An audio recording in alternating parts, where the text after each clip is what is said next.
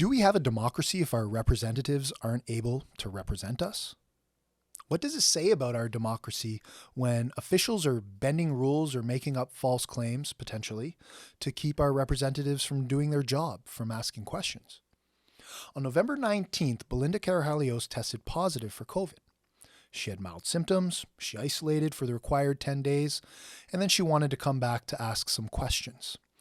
On December 1st, Ted Arnott, the speaker, sent her this letter, and this is what he said. As you are aware, public health authorities are advising that both rapid antigen PCR test results are unreliable in cases where an unvaccinated individual has contracted COVID-19 in the past 90 days. False negative or false positive results are extremely problematic either way. 90 days, he's saying. Basically, he's saying a person should stay out for 90 days. That's 3 months. That's a quarter of a year. He doesn't want her in there asking questions. He says also in there, like, the whole purpose of having the test was because you realize that not all people are vaccinated, and you wanted unvaccinated people to have the opportunity to be able and do their jobs. And then he's saying, but the tests are unreliable, so you might have to wait 90 days, is what he's saying. And what's really interesting about that is that basically he's keeping her from doing her job. And this has never been said anywhere in the news, this 90 days thing.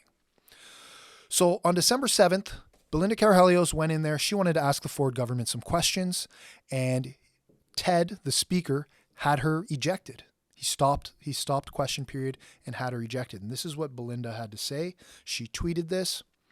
Today I entered the legislature with a negative COVID-19 test. After taking my seat to ask the Ford PC government a question, the speaker had me removed despite being the MPP least likely to spread COVID-19. This is an affront to democracy. The Ford government is a disgrace. Now, this is interesting. She says the MPP least likely to spread COVID-19. That's potentially very true, folks. I'll leave you guys up to decide that, but she's already had it. She's over it. She has no symptoms. Okay. Assuming that she had it, maybe the test is unreliable, but it's not like people who are jabbed. I have to say jabbed because we have to self-censor ourselves. Weird. But the people who are vaccinated can still spread it, can still get it. So how do they know, right? We've seen this everywhere, the Ottawas. Anyways. But the point is, she was kicked out. She couldn't even ask questions to the Ford government. Randy Hillier went on to ask some questions. He wrote a letter to Minister Elliott talking about this. Okay. In this letter, referring to the December 1st letter by Ted Arnott, the speaker explains the reasoning behind the decision to only allow members with proof of vaccination, stating that public health authorities are advising that both rapid antigen PCR tests are unreliable where an unvaccinated individual has contracted COVID-19 in the past 90 days. False negative, false positive results are extremely problematic either way. Now, look at this, guys.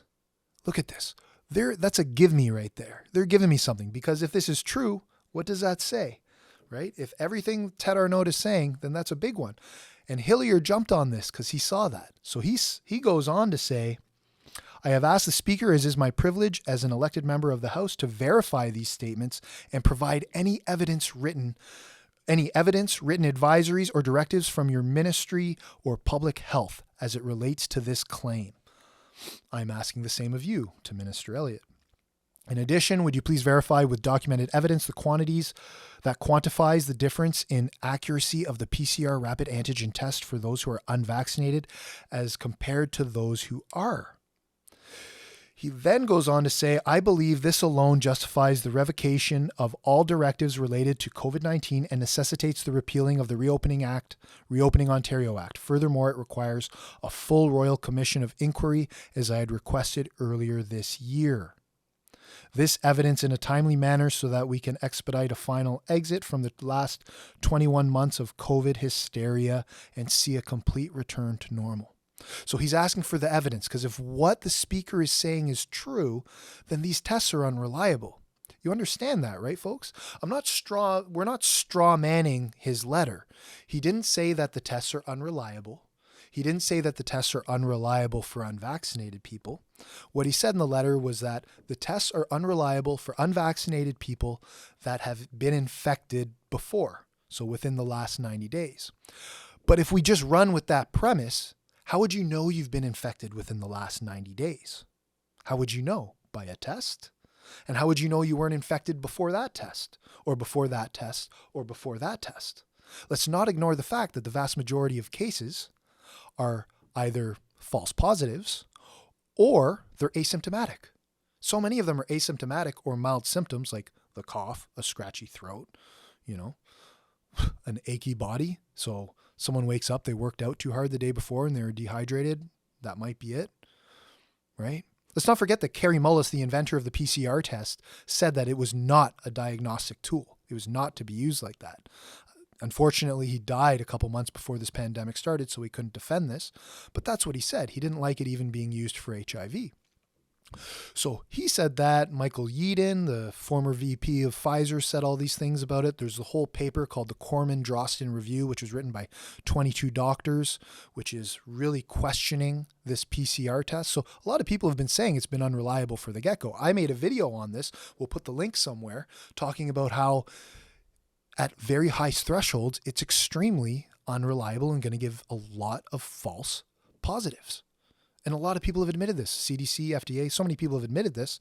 So if it's unreliable, okay, and the speaker is now admitting it, even with that premise of it being on unvaccinated people who have been infected previously, then we still have to question this entire pandemic, because in 2020, everyone who was infected or had a positive test was unvaccinated. Vaccines didn't come out until 2021. And the whole scare is based around 2020. So we really have to look at that. Can he provide evidence? And if he provides evidence, then hey, sure, you're justified in kicking Belinda out, but now this whole pandemic is not justified, right? And I got to tip my hat off to Belinda Karahalios. If I'm pronouncing your name wrong, I apologize. Much respect to you, and respect to Randy Hillier for writing this letter, for jumping on that. Two very important people. Thank you very much. So if he can't provide the evidence, okay, if Ted Arnott, the speaker, can't provide the evidence, then what we see is, well, this is blatantly a corrupt government, guys. They're making stuff up to try to silence someone, to try to keep someone from questioning the government that is restricting our rights and freedoms. That'd be a big deal. But I don't think either of that is going to happen. I think they're just going to ignore it completely, folks. They're going to ignore it completely, because what happened is she's been silenced. She's been ejected and kicked out. She can't ask any questions, okay, for now. And it's just going to keep going on.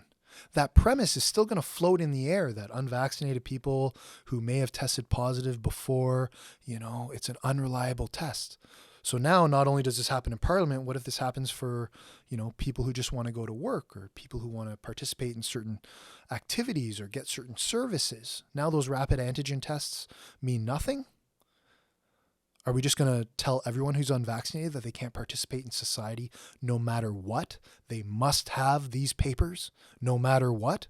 Because that's the premise that we're setting. That's the trajectory of accepting this notion that the tests are unreliable for unvaccinated people. They're still reliable for vaccinated people. Let's not ignore that. Okay, he's only saying they're unreliable for unvaccinated people. And then he's saying who have been infected within the last 90 days. But how do we know if someone's been infected within the last 90 days if the majority of people are asymptomatic and the tests don't matter? This is crazy, folks. And anyone who's buying this and not seeing how corrupt and how illogical and how they keep moving the goalposts and shifting the boundaries around on us to keep infringing on our rights to coerce everyone, you got to wake up and see this, folks.